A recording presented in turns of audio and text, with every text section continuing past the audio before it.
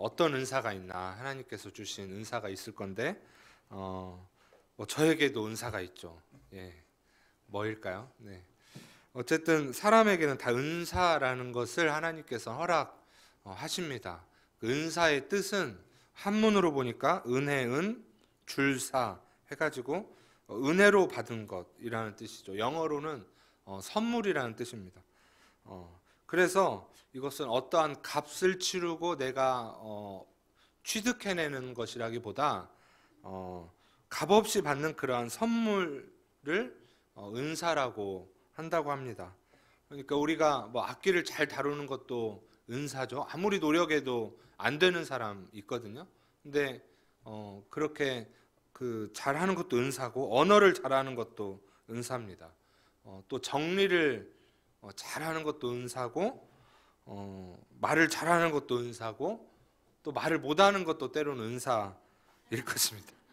소리를 막 잘 지르는 것도 은사고, 소리를 못 지르는 것도 은사가 될 것입니다. 모두가 다 귀한 것이죠. 사람에게 있는 것은. 그럼 한 가지 더 질문을 드리겠습니다. 여러분 혹시 우리 하나님에게도 은사가 있을까요? 혹시 그렇다면 하나님의 은사는 무엇일까요? 한번 생각해 보시겠습니까? 결론적으로 말씀드리면 로마서 6장 23절에 보면 하나님의 은사는 그리스도 예수 우리 주 안에 있는 영생이니라, 이렇게 말씀하고 있습니다.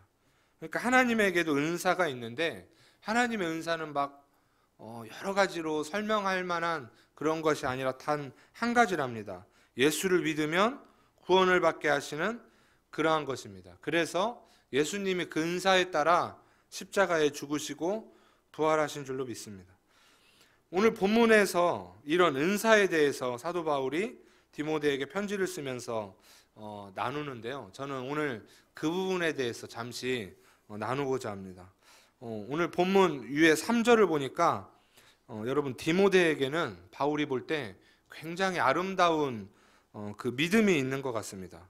바울이 설명할 때 디모데에게 디모데의 믿음은 거짓이 없는 믿음이다라고 기록하고 있습니다. 대단한 것 같습니다. 믿음이 얼마나 좋으면 믿음 안에 거짓이 없다는 것입니다. 그러니까 굉장히 깨끗하고 온유하고 충성스러운 그런 믿음이죠. 여러분 믿음이 무엇인가요? 믿음은 한마디로 정의하면 오직 예수님께 주께 충성하는 그 예수를 따르는 행위를 믿음이라고 하고, 이제 믿음이 육신으로 나타나는 그것에 거짓이 없다고 아마 바울이 말하는 것 같습니다. 믿음을 원어로 보면 피스티스라고 합니다.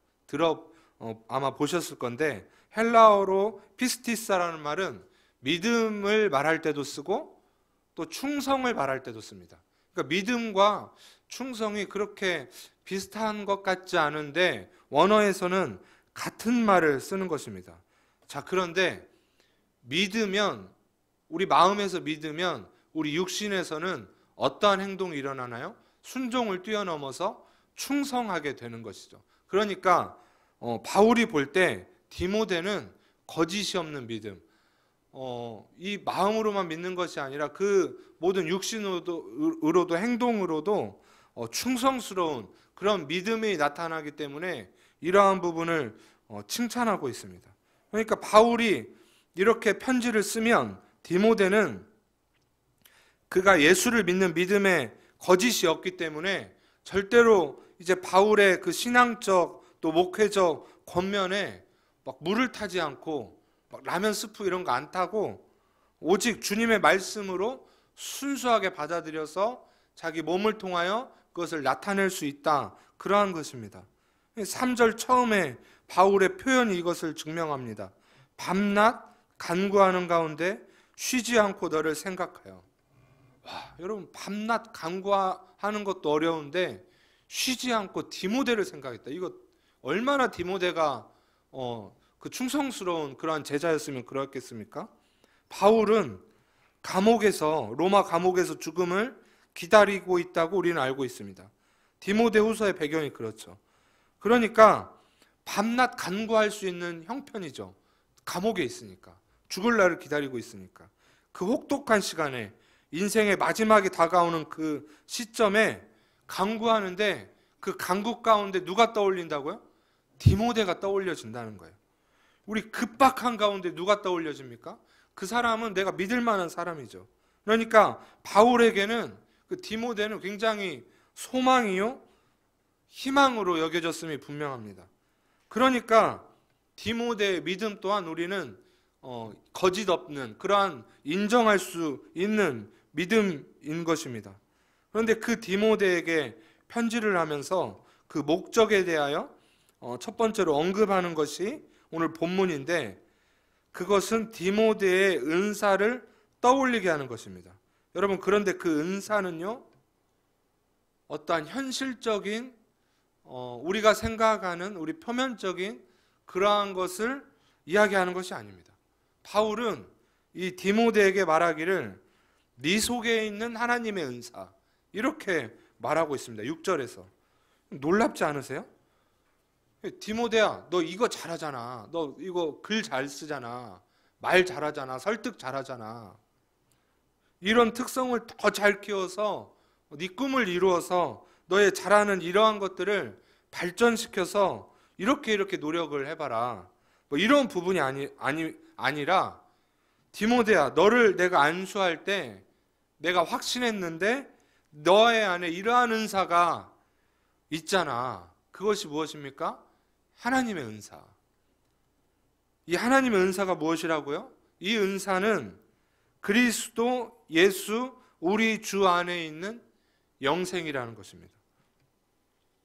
오늘 본문을 보면서 솔직히 저는 눈이 가리워졌는지 하루 이틀 넘게 계속 그 현실적인 것을 찾았습니다.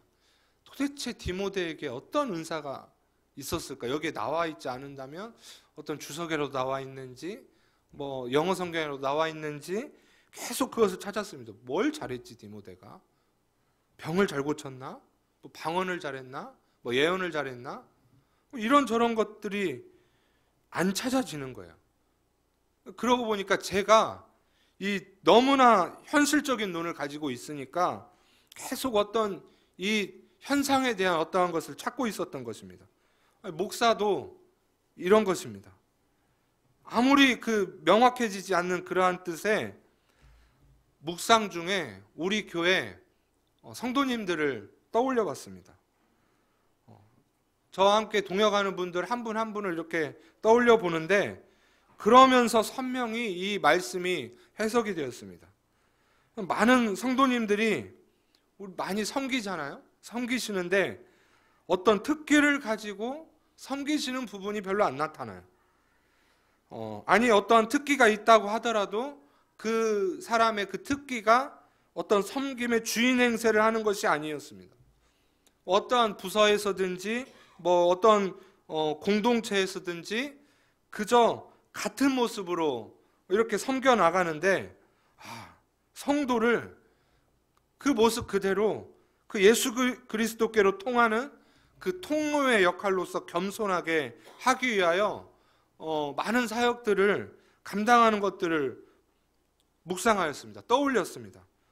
그러면서 다시 오늘 본문 성경을 보니까 바울이 이런 부분을 디모데에게 말하고 있구나. 네 속에 있는 하나님의 은사. 그러니까 그것을 말하는 것입니다. 디모데야, 네가 뭐 잘하는 것이 아니라 디모데의 은사가 아니라 디모데 속에 있는 하나님의 은사입니다. 이해가 가십니까? 이것은 무엇일까요? 쉽게 말하면 디모데 안에 내주에 계신 성령님의 일하심이겠죠. 그 성령님의 충만하심을 말하는 것입니다. 다시 말해서 바울에게도 있는 은사겠죠. 예수님이 십자가에 죽으시고 부활하시면서 승천하시면서 약속하신 그 부어주신 성령, 그 성령 부어지자마자 제자들이 어떻게 되었죠? 눈이 뒤집혀진 것 같지? 은과 금은 내게 없으나 내게 있는 것을 너에게 주니 너는 일어나 걸으라. 이렇게 하면서 복음을 전하면서 펼친 그 성령의 충만하심의 역사, 그것을 하나님의 은사로 바울은 분명히 여겼고 디모데에게 그것을 떠올리게 하신 것입니다. 여기 있는 우리 모두에게도 이러한 은사가 있음을 저는 확신합니다. 저 안에도 있겠죠. 그렇죠? 네, 여러분 모든 믿는 사람에게는 이 은사가 있는 것입니다. 로마서 11장 29절에 그래서 하나님의 은사와 부르심에는 후회하심이 없느니라. 이게 사람의 겉표면을 보고 하나님께서 말씀하신 것이 아니라 하나님의 그 본질적인 부분을 하나님께서는 후회 없다고 말씀하신 것입니다. 사람이 지금 보기에는 모자란 것 같고 부족한 것 같고 그것으로 끝나면 어쩌나 막 불안하고 염려가 되죠. 여러분, 그러나 우리가 믿는 것은 무엇입니까? 하나님께서 그 사람을 살리고 있다면 사람은 그것으로 끝나는 것이 아니에요. 모든 그 사람마다 사람의 목적이 있다는 것입니다. 예수를 믿게 된다면. 여러분, 저는 진짜 볼품없는 사람입니다. 그 볼품없음이 지금도 이루 말하지 못해요. 저는 고등학교 때 정말 문제아였습니다. 그땐 일진이란 말은 없었어도 아무튼 그런 거였습니다. 네. 그런데 이제 저희 어머니는 저를 위해서 밤낮 기도하셨어요. 저는 철없이도 그때는 나를 좀 포기하라고, 내 마음대로 하겠다고 막 이렇게 말했던 게 정말 후회가 많이 되는데, 어머니가 뭐라고 기도하셨을까요? 저 아들 살려달라고, 하나님께서 후회하심이 없지 않으시냐고 하면서 막 기도하셨을 겁니다. 근데 어느 날 이제 친구들과 학교에서 이제 큰 문제가 일어났는데 저는 명백히 옆에만 있었습니다. 제가 뭘 한 건 없어요. 그 나쁜 막 그렇게 생각하는 그런 나쁜 짓도 아니었고요. 그냥 옆에만 있었는데 어쨌든 그것이 이제 크게 돼서 재수가 없어서 이제 학교에 다니기 힘들 정도로 이제 막 그런 일들이 있었습니다. 그래서 이제 지도부실, 그때 말하면 지도부실이라고 있었는데 거기 한켠에서 무릎 꿇고 이제 몇 명 이렇게 쭉 앉아 있었는데 신기한 일이 벌어졌습니다. 평소 우리들과 별로 교류가 없는, 친하지도 않는 그 선생님 중에 국어 선생님 한 분이 갑자기 막 지도부실로 들어오셔서 화를 막 내시면서 우리를 사정없이 막 때리는데 왜 그런 거지 도대체 하면서 막 이유 없이 맞다가 그분이 지도부 선생님들한테 또 막 화를 내는 거예요. 이놈들 내가 책임질 테니까, 내가 더 많이 아무튼 혼내고 막 지도할 테니까 나한테 맡기라고. 그러니까 어안이 벙벙해서 서로 그 선생님들도 이제 우리를 그분에게 넘기셨죠. 근데 우리는 어쨌든 그분을 따라갔는데 어디로 따라갔냐면 자기가 지도하는 연극반, 그 동아리 학교 안에 동아리방이 있었는데 그곳으로 끌려갔습니다. 근데 그분이 갑자기 그 화내던 그 모습을 감추시고 이렇게 말씀하시는 거예요. 너희들 앞으로 내 말만 잘 들으면 너희들 보호해 줄 테니까 절대 자기의 곁을 떠나지 말라는 겁니다. 그러면서 막 빵도 주고 음료수도 주고, 어리둥절했지만 그 보호하심 아래 학교를 졸업도 하고 대학도 가고 막 그랬는데 나중에 알고 보니까 그분이 굉장한 크리스천이었습니다. 그분의 사명은 그분이 우리와 친하지 않아도 학생들을 복음화시키는 거겠죠. 그런데 자기 안에 실질적으로 나타나는 그 믿음의 행위가 무엇이었겠습니까? 이런저런 모습으로 나타났겠지만 그 우리를 구제하고 구원하려는 그 하나님의 은사가 그분 몸을 통하여 나타난 것이죠. 제 어머니의 기도도 그랬습니다. 저를 살린 그 어머니의 기도도, 그래서 기도의 은사로만 말하기엔 아깝죠. 생명을 살리려는 그 하나님의 마음, 하나님의 은사가 기도하게 만든 것이죠. 지금 우리도 그런 거 아니겠습니까? 하나님의 은사가 나를 기도하게 만들고, 나를 찬양하게 만들고, 나를 구제하게 만들고, 나를 선교하게 만드는 거예요. 그 하나님의 은사가 모든 것들을 이끌지 않는다면 이 모든 것들은 소리나는 꽹과리에 불과하다고 성경은 말하고 있습니다. 그래서 내가 다른 어떤 영역에서 어떠한 일을 하든지 밥을 먹든지 걸어가든지 하나님의 은사가 그 사람을 통하여 열매를 맺게 되면 그것이 생명의 문이 열리는 그 천국의 선물이 되는 것입니다. 여러분, 혹시나 주위에 어떠한 영혼들이 있으세요? 물론 경제적인 문제나 자신의 건강과 여러 가지 안타까운 문제들이 있으실 겁니다. 그럼에도 불구하고, 나의 문제에도 불구하고 내가 사람을 바라볼 때 긍휼한 마음이 생기는 건 왜 그런가요? 내 안에 성령께서 내주에 계시기 때문에 그분께서 이렇게 내 마음을 동하시기 때문에 우리 안에 하나님의 은사가 표출되는 것입니다. 여러분, 그렇다면 우리가 할 일은 그 하나님의 은사가 나타나도록, 성령께서 일하시도록 해야 하는 것입니다. 그 하나님께서 은사를 나를 통하여 펼치시도록 해야 된다는 것입니다. 우리 모든 모여있는 우리 모두에게 그 하나님의 은사가 있다는 것을 믿으시기 바랍니다. 그러니까 우리가 지금 이 시간 예배도 드리러 온 것입니다. 명절 시작인데도 불구하고 나의 은사는 보잘것없어도 이 하나님의 은사는 너무나 놀라운 것입니다. 그 놀라움을 능력으로 나타내도록 우리 주님께 간구하면서 나아갔으면 좋겠습니다. 그럼 오늘 말씀의 본론을 말씀드리고 싶은데요, 여러분, 사도 바울은 디모데에게 이런 말을 이어갑니다. 6절, 그러므로 내가 나의 안수함으로 내 속에 있는 하나님의 은사를 다시 어떻게 해요? 부릴 듯 하게 하기 위하여 너로 생각하게 하노니. 저는 이 말씀을 보면서 너무나 마음이 불타오르면서 회개가 되면서 막 마음을 찢는 듯한 그러한 묵상을 했습니다. 세상을 보면 답답해요. 그런데요, 그 답답해도, 아무리 답답해도 이 말씀이 소망으로 작용되면 가슴에 불이 붙는 것입니다.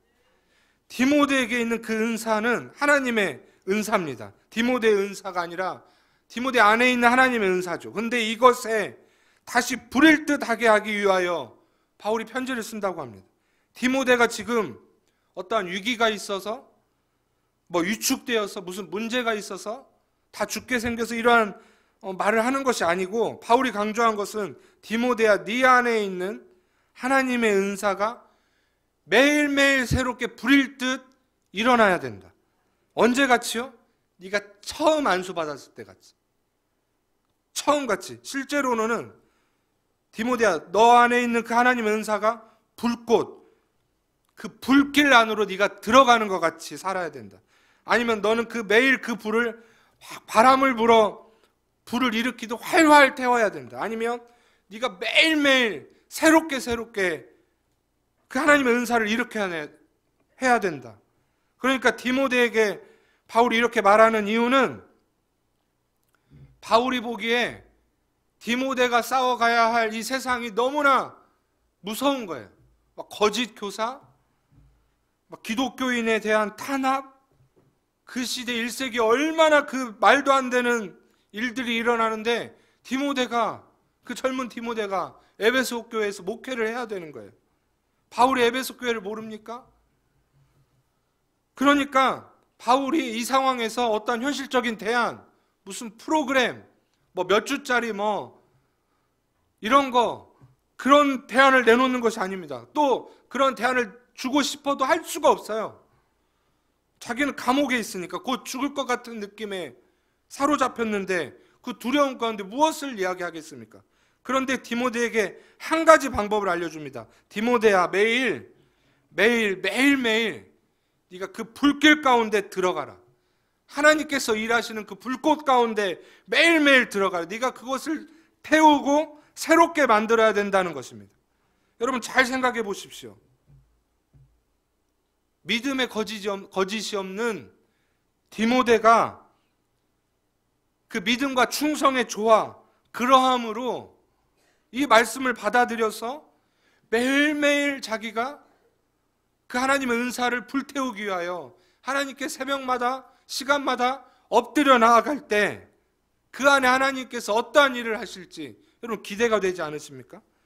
우리가 솔직히 마음속에 원하는 것도, 우리가 현실적으로 이것저것을 원하지만 우리가 원하는 것도 솔직히 이것입니다.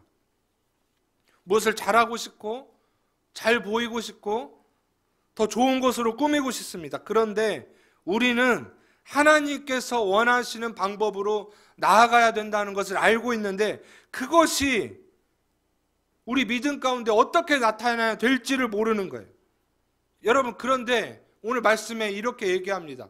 처음 마음, 그러니까 처음 불같은 마음 우리 가운데 있었을 때 그때 그 마음, 말도 안 되는 그러한 소망도 있었고 그 불같은 마음들을 회복해야 된다는 것입니다. 그때 어떻게 은혜 처음 받았을 때 무엇이라도 포용하고 받아주고 그럼에도 섬기고 감사가 막 넘치던 그때가 있습니다. 그때 가슴이 얼마나 불같았습니까? 여러분, 세상 그 어디에 내놔도 아골골짝 빈들에도 내가 어디라도 가겠습니다. 내 거 내가 자랑하지 않겠습니다. 막 나를 통하여 막 이 세상을 복음화 시켜달라고 그런 적 없으세요? 네. 네? 캠퍼스를 막 하나님 나에게 맡기시라고 막 그런 적 있으신 분도 계시잖아요. 네. 그 불같은, 그런데 그 담대한 그 마음이 시간이 지나고 가정을 꾸리고 아이를 낳고 키우면서 내 통장에 돈이 쌓여져 가면서 식어요? 지쳐요? 어떻게 신앙이 지칠 수 있습니까? 상황과 환경이 엉망이 돼요. 불평이 밀려와요. 막 내일 모레 시어머니 이제 봐야 되는데 예. 여러분, 왜 그렇습니까? 우리가 이 하나님의 은사, 이 하나님의 관심사에 대해서 너무나 이것을 간단하게 생각한 거예요. 우리가 지킬 것이 많아지다 보니까 그런 거예요. 그런데 감옥 안에서 사도 바울은 다른 어떠한 허다한 것을 펼쳐놓지 않고 하나님의 은사를 부릴 듯 하라는 겁니다. 그럼 그 방법이 무엇인가요? 7절부터입니다. 하나님이 우리에게 주신 것은 두려워하는 마음이 아니요 오직 능력과 사랑과 절제하는 마음이니. 8절 한번 읽어볼까요? 그러므로 너는 내가 우리 주를 증언함과 또는 주를 위하여 갇힌 자 된 나를 부끄러워하지 말고 오직 하나님의 능력을 따라 복음과 함께 고난을 받으라. 아멘. 하나님이 우리를 구원하사 거룩하신 소명으로 부르심은 우리의 행위대로 하심이 아니요 오직 자기의 뜻과 영원 전부터 그리스도 예수 안에서 우리에게 주신 은혜대로 하심이라. 여러분, 우리 두려워하지 마시고 복음과 함께 고난을 받으시죠. 아멘을. 오늘 명절 전에 수요예배 괜히 나와가지고 이런 말을 들어서 죄송한데, 여러분, 우리가 할 일은 거짓말하면 안 되잖아요. 여러분, 우리가 복음과 함께 고난을 감수하겠다고 마음만 먹으면 하나님께서는 하나님의 은사를 부릴 듯 해주실 줄로 믿습니다. 방법이 그거밖에 없기 때문에 죽음 가운데서 바울이 디모데에게, 아끼는 디모데에게 이 말을 하는 거예요. 여러분, 사람이 살면서 우리가 할 일, 가장 영광스러운 일이 무엇인지 아십니까? 하나님을 영화롭게 하는 것입니다. 우리 교회 비전도 담임 목사님께 하나님께서 주신 그 마음도 이 하나님을 영화롭게, 세상을 충만하게, 그래서 교회가 개척되어 지금까지 오지 않았습니까? 그런데 생각해 보시죠. 이 길이 꽃길이 아닙니다. 막 꽃이 있고 막 이 조명이 비치는 그러한 화려한 길이 아니에요. 근데 우리가 여기서 막히는 것입니다. 그래서 하나님의 응답을 받다 보면 하나님 왜 이러시지? 하나님 잠깐 정신이 나가신 거 아니야? 우리가 이렇게 말하기도 합니다. 그것이 두려움이죠. 내가 생각하는 그대로 잘 돼야 되는데, 이렇게 기도하기로 계획했는데 그 꽃길을 걷는 것 같이 이렇게 응답받았다고 자랑하고 싶은데 하나님 그렇게 이야기하지 않으시는 거예요. 저도 신학교 가면 하늘문이 막 열릴 줄 알았어요. 막 그래서 신학교 가겠다고 맘먹고 얼마나 하나님께 막 나갔는지 몰라요. 네, 목사가 되면 막 굉장히 신령해질 줄 알았어요. 기도만 하면 병이 고쳐지고 막 그럴 줄 알았어요. 성경에 내가 읽지 않아도 막 외워지고 막 그럴 줄 알았어요, 솔직히. 그런데 안 그래요. 가면 갈수록 모르겠어요. 모르는 것 투성이에요. 전도사 때 잘하던 것도 이제는 잘 안 되는 것도 많아요. 하나님의 인도하심이 때로는 궁금합니다. 그런데 제 안에 어떠한 마음이 있는 줄 아세요? 솔직히 속 안에?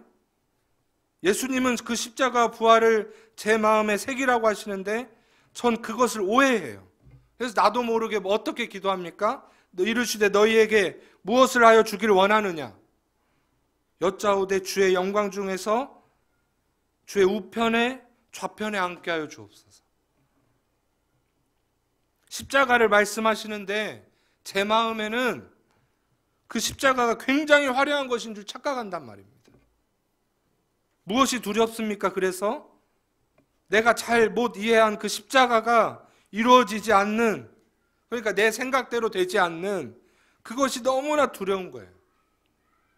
처음 불 같을 때는 그 모든 거 내가 감당할 줄 알았는데 그 마음에 매일 불을 일으키려고 내가 애쓰지 않고 그 불길 가운데 매일 들어가기를 꺼려하다 보니까 이제는 그 불이 저 먼 발치에 산불같이, 한국에 있을 때 미국에서 산불 났다고 하는 그 뉴스같이 현실의 삶이 매일 두려움 가운데 가득 차는 것입니다. 지식도 있고 무슨 신학도 있고 양심도 있고 다 있다고 해도 이 복음을 우리가 그렇게 막 꾸며대는 거예요. 얼마나 치장하는지 모릅니다.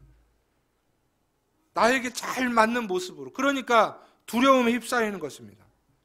이번에 선교훈련하고 비전 트립으로 영국과 로마에 갔다 왔는데 영국에서 오랜만에 목사님을 만났습니다. 알던 지인 목사님을 만났는데 그분이 막 자기 고난받은 이야기하면서 막 우는 거예요. 저같이 막 이 남자 목사님이 막 우시는데 이야기 끝에 이렇게 우리가 정리했습니다.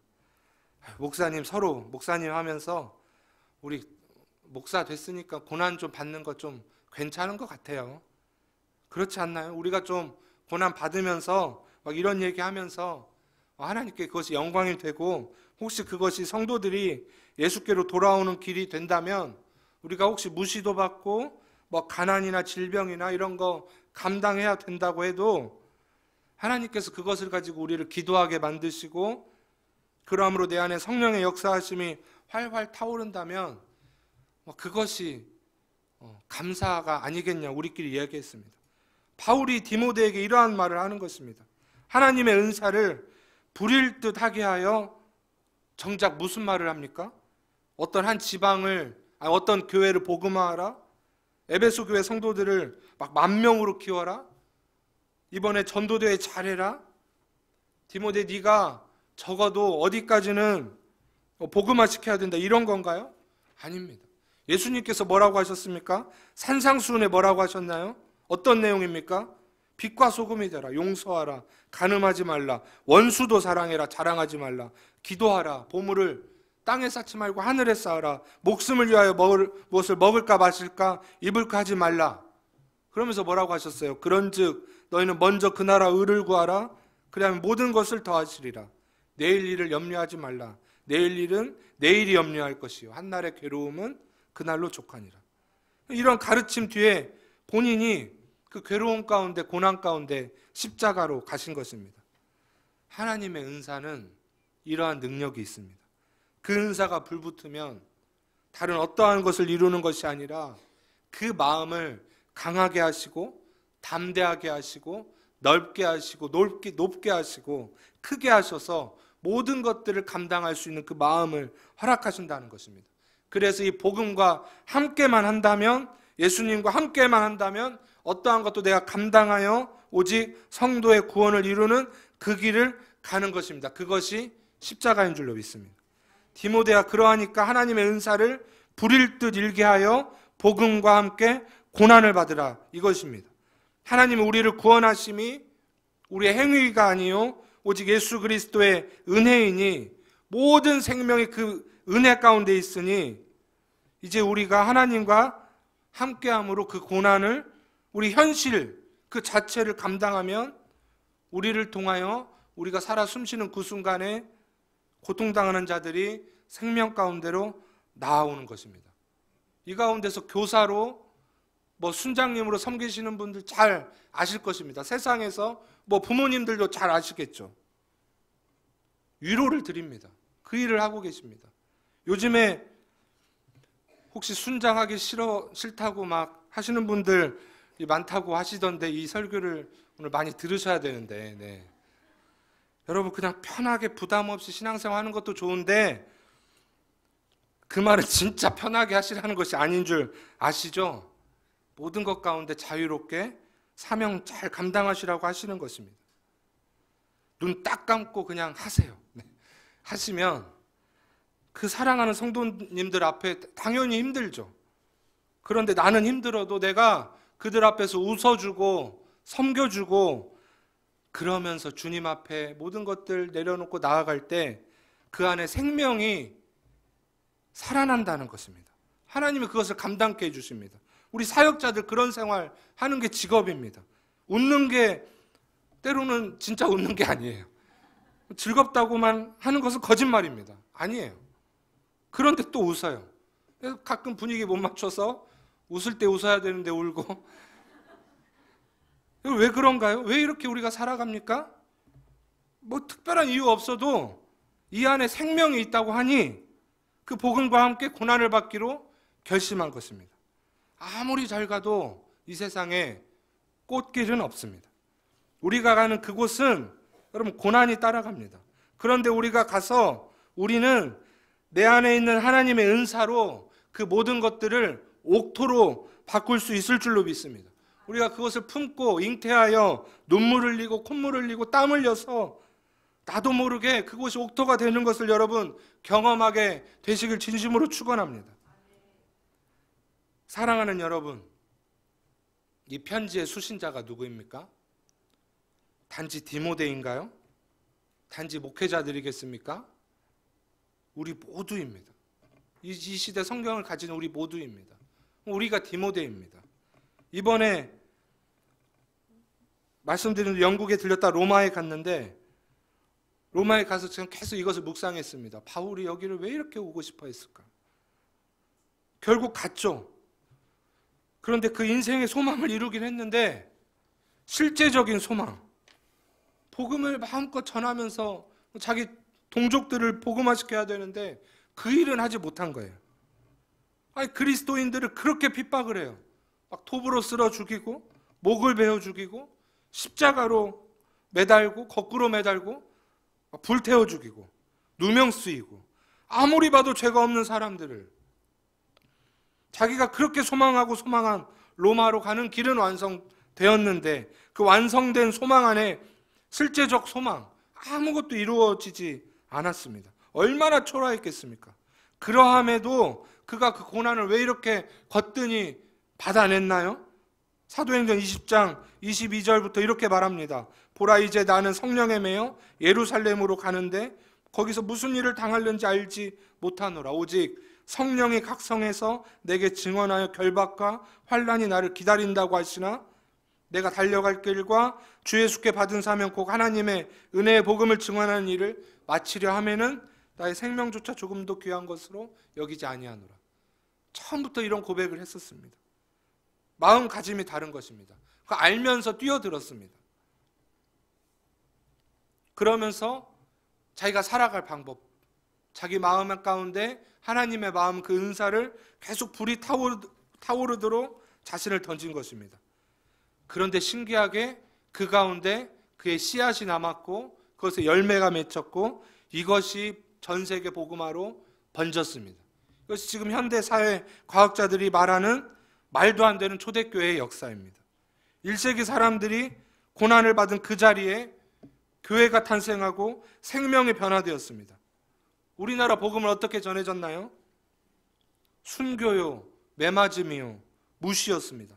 선교사를 죽인 사람이 목사가 되고 그가 회개하여 부흥이 일어났습니다.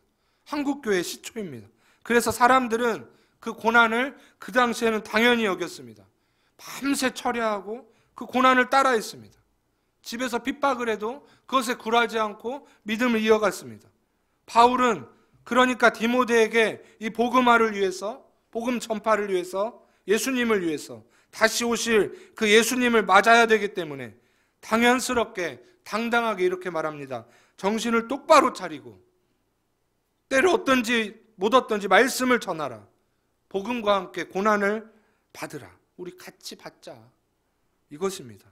이제 그 고난과 함께 하려는 마음이 있지 않으면 제 생각에 신앙의 전수는 어려운 것 같습니다. 그래서 유일한 방법을 성경에 있는 방법을 오늘 말씀드리는 것입니다. 세상의 변화되는 길은 그리스도의 고난으로 말미암아 죄사함 받아진 것 같이 이것을 믿는 사람은 구원을 받고 그렇다면 그 길을 따라가야 되는데 우리 삶 자체가 현실과는 맞지 않게 그 원수까지 사랑해야 하는 우리의 마음, 그것을 회복하여 여러분 복음과 함께 고난도 감당하는 저와 여러분 되시기를 진심으로 축원합니다. 그 길은 두렵고 무서울 수도 있지만 그 안에 임마누엘 오직 하나님의 함께 하심만 있다면 그 모든 것도 우리가 거뜬히 극복하고 주님께 나아갈 수 있을 줄로 믿습니다. 시편 19편 3, 4절에 이렇게 말합니다. 언어도 없고 말씀도 없으며 들리는 소리도 없으나 그의 소리가 온 땅에 통하고 그의 말씀이 이 세상 끝까지 이루도다. 하나님의 해를 위하여 하늘의 장막을 베푸셨도다. 사람의 말이 중요한 것이 아니요 보이는 어떠한 것이 중요한 것이 아닙니다. 소리 하나도 없고 아무것도 없어도 우리의 믿음으로 그 열매가 나타날 때 하나님께서는 나에게 하늘을 소망케 하시며 나를 통하여 내가 살아가는 그 모습 가운데 누군가에게 생명을 허락하실 줄로 믿습니다. 여러분 아주 먼 곳 바라보시면서 두려워하지 마시고 가까운 곳, 이 작은 굴레부터 그 하나님의 은사를 부릴 듯 하시기 바랍니다. 그곳에서 주님의 도구로 사용되어지길 바랍니다. 이번 명절에 그러한 도구로 사용되어지기를 소망하면서 가족들 만나는 것을 소망하시기 바랍니다. 내가 하나님의 도구로서 이 만나는 사람들의 그러한 빛이 되겠다, 하나님께서 하시겠다 하는 소망을 가진다면 우리는 은혜 가운데 나아갈 수 있을 줄로 믿습니다. 우리 다음 세대에게 어떻게 신앙을 전수하겠습니까? 이론 가지고는 불가능합니다.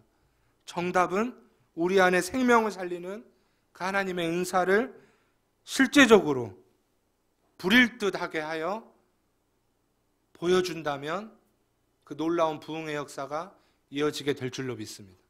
오늘 말씀을 생각하면서 이 시간 찬송했으면 좋겠는데요. 찬송가입니다.